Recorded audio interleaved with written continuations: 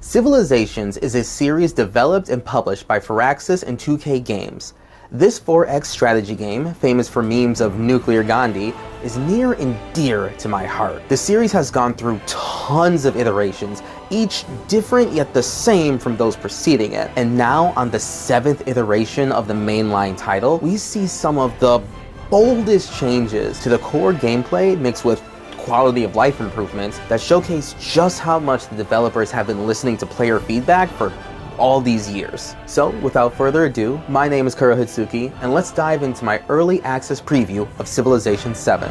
Now, in previous titles, jumping to a Civ game was relatively simple. You just pick the civilization that you want to spend the next dozen hours with, choose the map size, the speed, and then just dive right in. The leaders themselves, typically one per civ, were just a face to attach your frustrations to. But now, the leaders matter more than ever. They come stocked with their own unique abilities that, at worst, infer some of your gameplay goals, but no longer give your opponents the green light to just beat you up as long as you don't have access to your unique units. You choose from among 26 different leaders, most old, some new, who give passive buffs that last throughout your entire play session. They all uniquely hit on some aspect of the game so that your experience is nudged in different directions, even if someone ends up choosing the same civilization as you. Benjamin Franklin gets +1 science on production buildings, while Harriet Tubman focuses on influence and espionage. So when Ben Franklin of America steps up to you in the modern age, he'll probably reach nukes before you do, while late game Harriet Tubman probably knows the exact geolocation of every single army you control. But the best part is that that's just a guess. You don't really know. That's why dynamic is the best word I can use to describe Civilization 7. Just in your choice of leader, we've already guaranteed a different vibe for how this entire game is going to play out. And that's before we even get to the Mementos system. You see this woman right here? This is Harriet Tubman, my main. And you can tell that she's my main because she's got that little white bar around her and a 4 at the bottom of her portrait. And all these chuds over here have 1s. That's because I've played 3 games with her, 2 finished and 1 lost, and with her I've unlocked perks or mementos that further add to the uniqueness of each playthrough. Mementos can be quite powerful depending on how you apply them. They can range from just a single attribute point at the start of a game, whatever, or 500 gold whenever you return a settlement after a war. And that's going to shape how aggressive you're going to be. My personal favorite memento is the one that adds +3 sight to my scout search ability, which gives me way more information in both the early and late game than my opponents could ever hope to get. These unlocks are naturally accrued just from playing the game, so there's no loot boxes, there's no purchasing to increase in levels. Just play the game and you're going to unlock them. You're eventually going to reach level 5 with every character in the game, so it just adds to Civilization's just already legendary replayability. And don't worry, playing with them is completely optional. Next, we pick our starting age. The Antiquities age has us exploring our homeland and vying against both barbarian hordes and other players for every scrap of land. The Exploration age pushes you across the seas, finding new resources and settling far-flung colonies, hopefully faster than everyone else around you. And the Modern age, being the endgame scenario where you try to leverage every advantage from the previous eras to outpace your opponents in this one. Now this is where you'll finally choose your civilization, and you might notice something. That list is looking pretty small, and that's because in the new Civ game, each civilization is tied to a specific age. Now, this change might seem scary, but once you experience it, you start to notice the absolute genius behind this choice. Because each available Civ is specifically crafted to be good in that age. So gone are the days where you have to wait until endgame for your P-51 Mustang, or be stuck with deciduous abilities that mattered 200 years ago. Greek hoplites stay the perfect fighting force for the Antiquities era, and Spain gets to truly shine during the Exploration Age. By giving each civilization an age to truly thrive in, you end up with a far better and far more enjoyable experience, where you truly feel like your civilization choice matters. The civilizations each have their own passives, with an eclectic mix of unique buildings and units, as well as their own civics tree.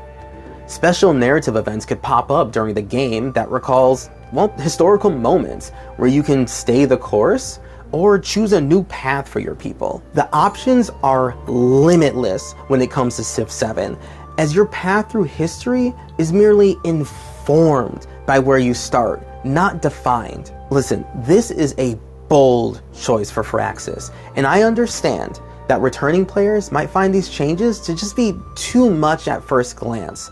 But once you sit down and play it and see it in action for the first time, I promise you, it will immediately click. A new banner unfurls, emblazoned with triumphal laurels. Rome seeks its champions. So now we're finally in the game. Harriet Tubman, leader of the Roman people, is here to lead her civilization to wealth or ruin.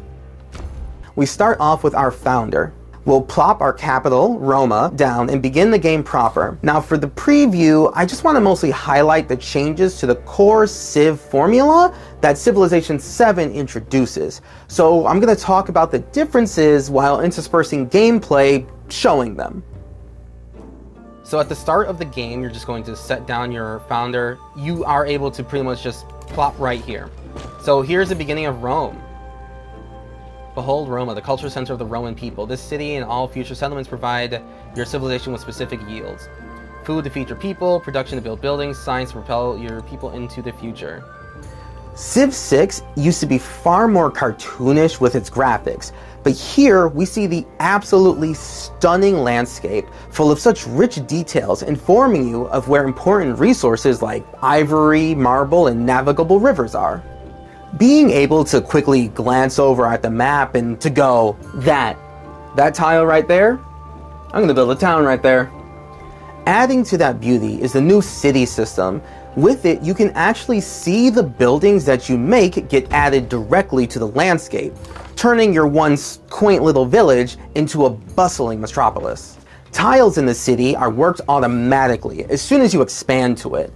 No builders or population management to divide your focus. Just expand to the tiles that will give you the best resources or the best location for buildings. This isn't to say that the min-max aspects of expansion are gone now. Far from it. When you want to construct a building, you'll actually have to pay attention and choose where you want to place it. So, with adjacency bonuses, if placed in the right spot, buildings will produce more, meaning players who practice proper zone management will edge out in the end.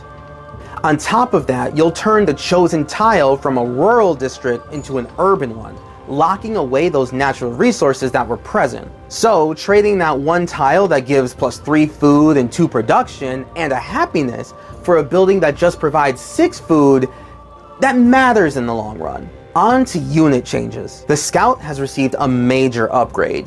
You no longer just send him out to Auto Explorer because, well, Auto Explorer's gone from the game now. But it's been replaced with the new Search and Lookout abilities, which places your little guy up on a tower, giving him a huge increase in his sight radius, and a constant stream of information on unit movement, both early and late game.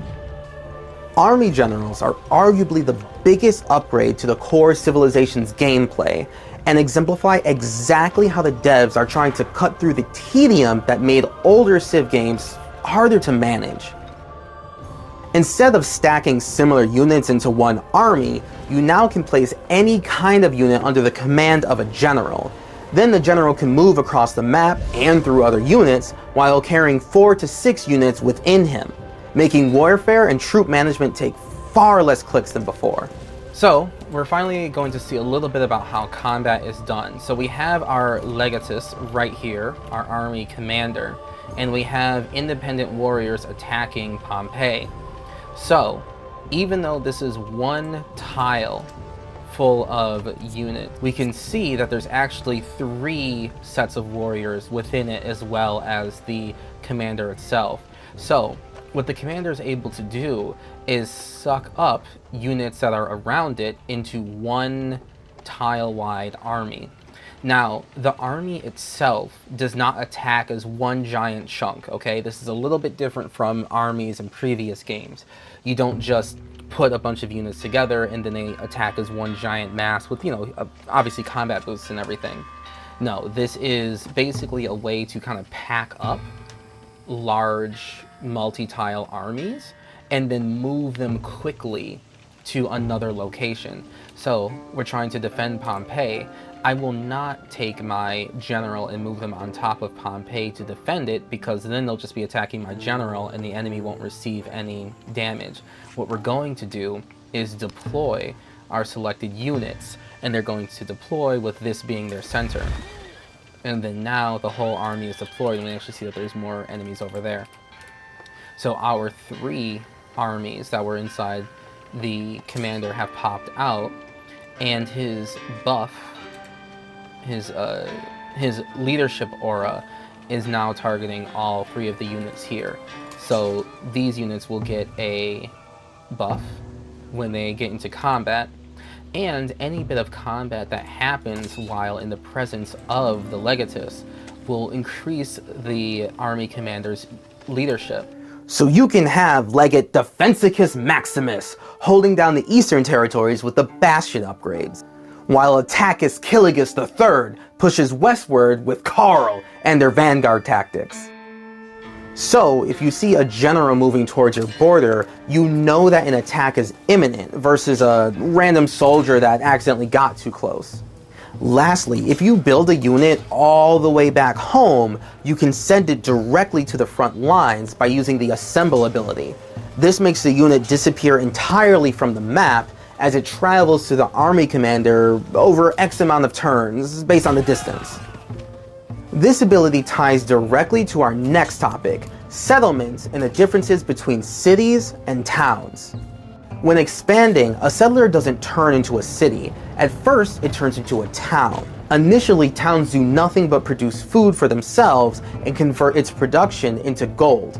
You only have the option to buy buildings directly instead of producing them, leading gold to be extremely important throughout every play session. Once a town reaches 7 population, however, it can change its focus from growing town to, say, mining town, which gives a flat bonus to natural resource output while also transferring its food to connected cities. Now you might see gold being more important as a sign that an economic focus is the only way to play, and that brings us to our legacy paths and how to actually win a game of Civ 7. The way to win a game of Civ is through the legacy path. The legacy path shows you your goals for culture, military, science, and economic victories.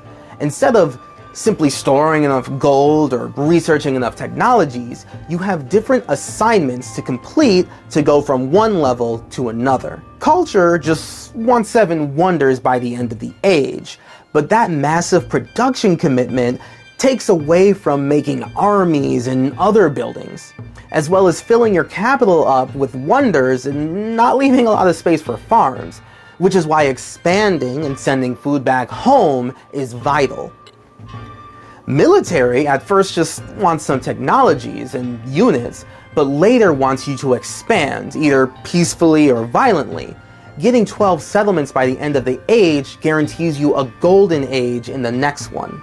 Science is all about technologies, libraries, and having enough space for codex, each giving your nation buffs as well. You could choose to build tall instead of wide, as long as you have enough room at the science fair to display all of your projects. Lastly, gold has almost nothing to do with your economy path, because it only demands a decent trade system and enough resources being added to your empire. So that unique tile giving marble or ivory is a worthwhile place to expand to, or simply having good relationships with other empires allows you to use your trade route to connect their resources to yours. The dynamic ways in which you can work towards and achieve each victory path allows for varied gameplay. It becomes very easy to dabble in a little bit of each of them, which is a viable strat if you can rock it. But one or two always ends up being how you actually win. Once a player gets to the later stages of the legacy paths, you start getting +5 to age progression, which signals that the Antiquities age is ending soon. So now you don't have someone that found the secret code to gunpowder weapons while you just invented fire. The age will end when enough players start pulling ahead. This brings us to finally talking about the age system in Civilization 7. Probably the most controversial aspect of the game, but one that I personally believe is the best change they've made. Okay. That's pretty wild. So we got the challenge complete at Pax Imperata. So there's a legacy point and a legacy option for the next age, the Pax Imperata Golden Age. So when we look over in military for the age progress, we didn't get very far. For culture, makes sense. We just didn't really focus on getting a lot of wonders. We only have 3 out of 4, right? Science, we really didn't focus on much too. We didn't do writing too. Mathematics, academy, like we did, you know, display 3 codices, but really not much more than that. Economics, we did pretty decent on actually. We almost got to that second stage, I would say. We just need a couple more resources that we can slot, and we're just not there yet. But military is where we have clearly made the biggest mark. So, you know, we started with a disciplined civic. We have enough military units. We have actually done the assemble full army before. We have enough siege units and settlements. We have enough legacy points just in general, 12 out of 12 here. We have towns and cities with conquered settlements counting as 2. So we will start the exploration age in a golden military age. So we'll see what that means when we get there in a very, very few amount of turns, because we're actually at 100%. So this age will actually end at the end of this turn.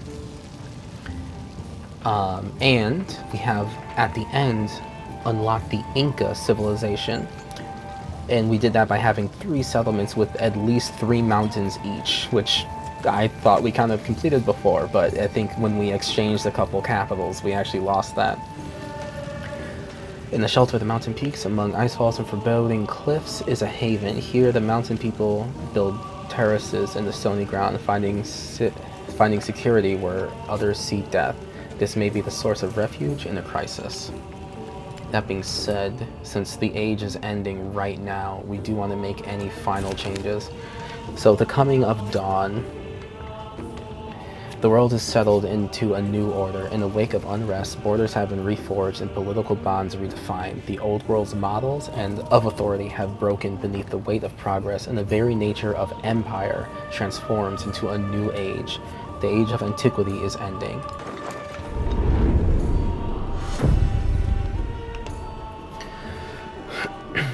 Challenge completed.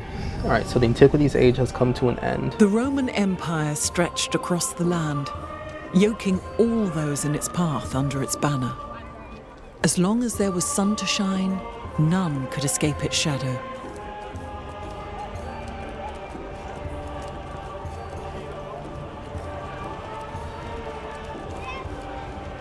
And so the Antiquities age comes to an end, and we start the Age of Exploration. So we get to see the rewards that we get from our actions during the Antiquities age. These are the different legacy points that we get. We get wild card, 1 science, 1 culture, 3 military, and 1 economic. So these points are what we got from completing the legacy points here, and we'll actually have +2 to our settlement limit, which is great. We'll gain an infantry unit in any settlement we conquered last age, which is awesome. Now, there's a big change that happens between age to age. It's actually really huge, so we're going to go over a lot of them. As you can see here, the Legends report, I've gained experience to leveling up Harriet Tubman. I'm now at 375, and that's after 1 full completion and then one age conquered on the first playthrough. So it takes quite a couple of playthroughs to level up. You will not level up multiple times during one playthrough unless you really, really go hard and just trying to accomplish a lot of different achievements, but it gets harder as you go on. I get 25 just for having completed the Antiquities Age twice, and then 50 for completing one of the legacy paths this game. I've discovered 10 natural wonders. Now these, the foundation points, this is just general playing, right? So this is kind of, if only at a certain point, this is like length of time points, because eventually you're going to discover 10 natural wonders throughout multiple games. 75 civics, that wasn't all in one game, that was throughout multiple games. Commander, celebrations, trade routes, as Rome make the Colosseum, etc. So as you play the game, you'll get foundation points, and that's what cosmetics are for. Cosmetics are from the foundations tree, so they don't actually affect your gameplay. But leveling up your actual leader, that does get you mementos, which change gameplay.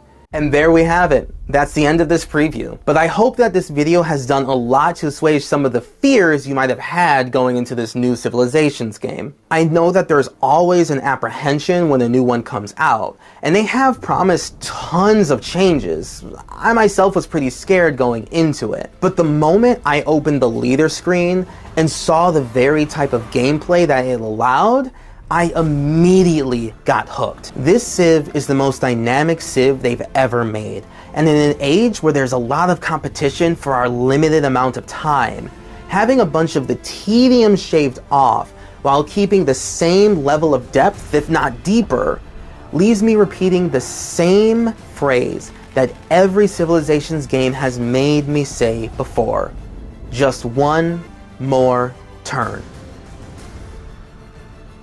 Thank you to Firaxis and 2K Games for the preview, and thank all of you for watching. Be sure to leave a comment down below if you felt I should have explained anything more or less, and tune in on February 5th where I'll be live streaming Civilization 7 all day long. And I'll see you in the next age.